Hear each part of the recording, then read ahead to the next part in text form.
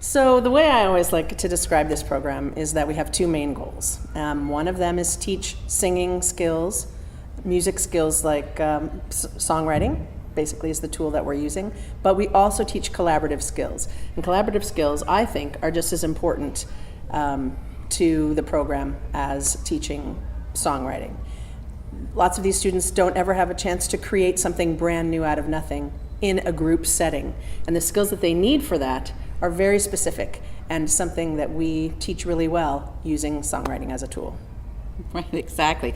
Like today, we watched kids collaborating on lyrics, and we're hearing here and there, no, I don't, or no, and watching them flip from saying no and having ownership of their own ideas to including and saying yes and building on that is such a fabulous switch, and you see them start to get it.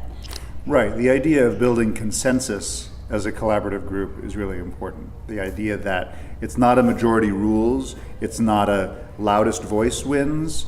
Which is where they always begin. It is where they always begin. They'll naturally start with whoever has the loudest voice wins. Then they'll try to go to some sort of democratic process, which is a fine ideal, but the ideal of this group is that we're trying to build consensus so that they come up with an idea that they can all get behind. They can all 5, 6, 7 people sitting around the table can get behind one idea, which takes some time to get around to.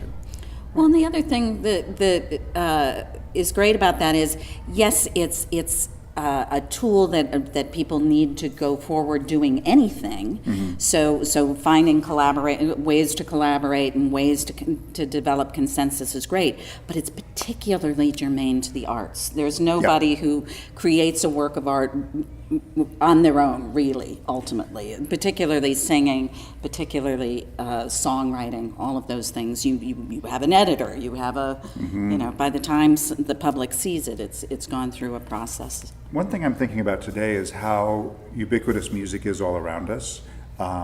It's really, we got music at the push of a button. And by and large, it's relatively free a lot of the time. And I think we've lost the connection with what it is to create that music. Mm-hmm. That human beings make that music, that singers sing it with their voices. And I think a lot of the students that we have who haven't had a lot of exposure to singing, it's a new idea. The idea that they're specifically picking pitches and rhythms to express ideas and feelings is a real challenge for them. And I think for me, it's a big part of what it is that makes us human, is that we make music.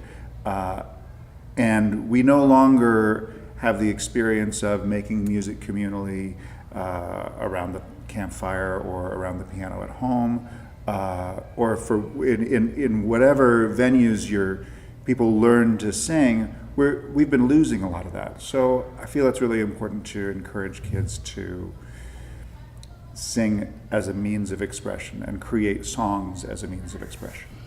Mm-hmm. And of course, singing in a chorus is a collaborative act as well. Mm-hmm. You are not singing as a soloist, you're working within a group.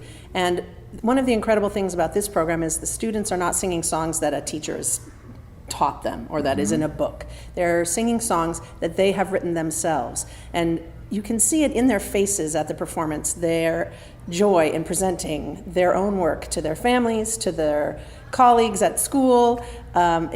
It's incredible. And sometimes you come across 10 and 11-year-olds who say they don't like singing, but by the last performance, they are singing their hearts out because it's a piece that they wrote themselves, their own work presented to the world. It's a very special time. And I think that thing that you said about music being all around us and this notion, I think that people who have not had a whole lot of arts in the schools think that these things spontaneously spring from somewhere. Mm-hmm. And for them to get that it's actually a discipline, I think that's very difficult for even adults sometimes to understand. They think that writers simply write, they just popped out of the womb and they know how to write things, or you popped out with a gorgeous voice and you never had to work on it. They honestly, there's a disconnect sometimes with arts specifically, I think, where people think that you're simply talented or not. Rather than realizing it's a discipline, a thing you work on, a way to collaborate together, and that these things take time and go through a process. Yeah, a lot of times when I ask them to vocally brainstorm a melody, you will see the words on the page, and I'll say, can you sing those words? And a lot of times the kids will say, oh, I don't sing. And my response is, yeah, you do, actually. All people sing, and we all have different experiences and different abilities, but we all have the ability to sing with our voices.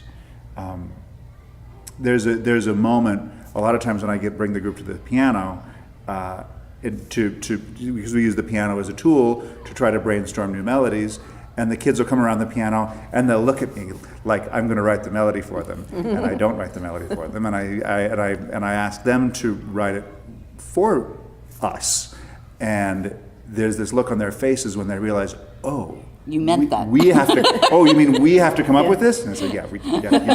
You do have to come up with it. So one of the things that the arts does is that it provides an outlet for students who may not be the best students in math or the best writers or readers.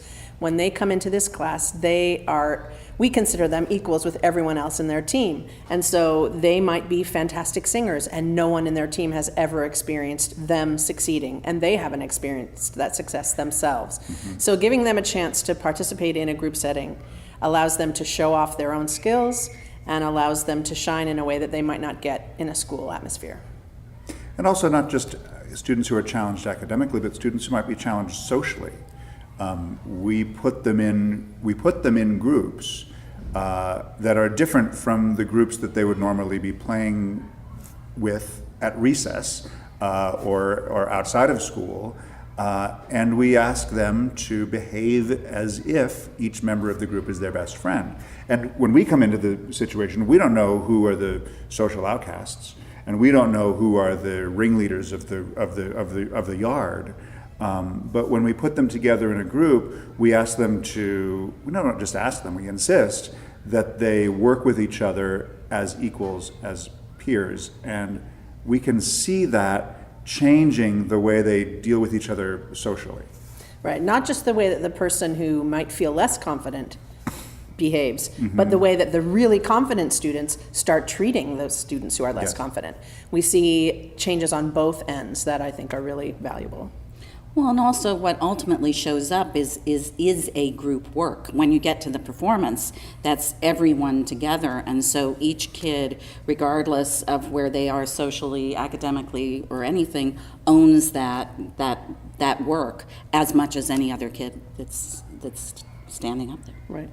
On performance day, we have singers from the LA Master Chorale come in and sing the songs that the kids have written. And it's a real honor for any composer to have their work sung by them, or to have their work sung by professional singers at all. And so when the singers from the Master Chorale come and bring the kids' work to life, there's this realization often with the students of that this is a moment which is really special. They straighten up. Yeah, right they away. really do. You always see them like, oh, this is really happening. They really do. And for them to have this experience at this point in their lives, very early point in their lives, to have professional singers sing work that they've composed, lyrics that they've written, it's really fun to see the kids experience that.